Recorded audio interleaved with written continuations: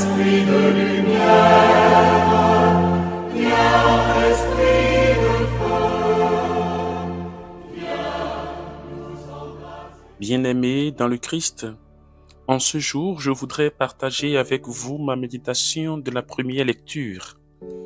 Dans cet extrait du deuxième livre des Mahdis d'Israël, je voudrais admirer et contempler la figure de la mère des 7 frères qui ont été arrêtés et qui devraient être sacrifiés parce qu'ils ont refusé de désobéir à Dieu et d'obéir au roi.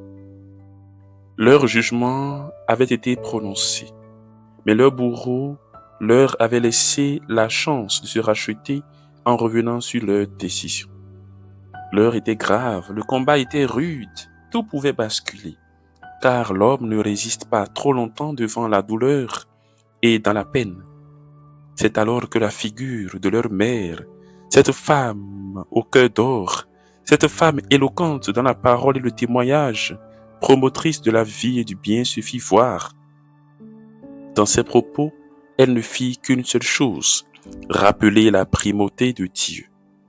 Puisque c'est lui, Dieu, en effet, l'origine de toutes choses, on peut alors tout sacrifier pour lui rester fidèle. Ces mots n'ont pas manqué leur effet devant les propositions contraires faites par le roi tyrannique, sadique et narcissique Antiochus. Chers amis, si Dieu met sur notre route des gens qui vivent des dilemmes et qui hésitent dans le choix à faire, c'est pour que nous soyons pour eux un soutien. C'est pour que la lumière de notre foi soit un phare qui les éclaire et un gyrophare qui leur indique le bon port.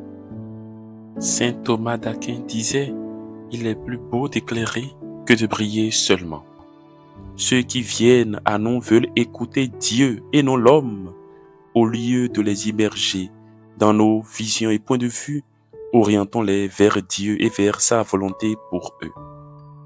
Comme cette femme, soignons de bons conseillers, prêts à raffermir la foi et la confiance des autres en les recentrant sur Dieu, l'ultime essentiel.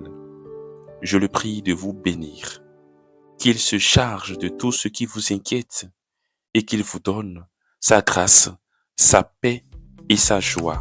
Amen. Que ta parole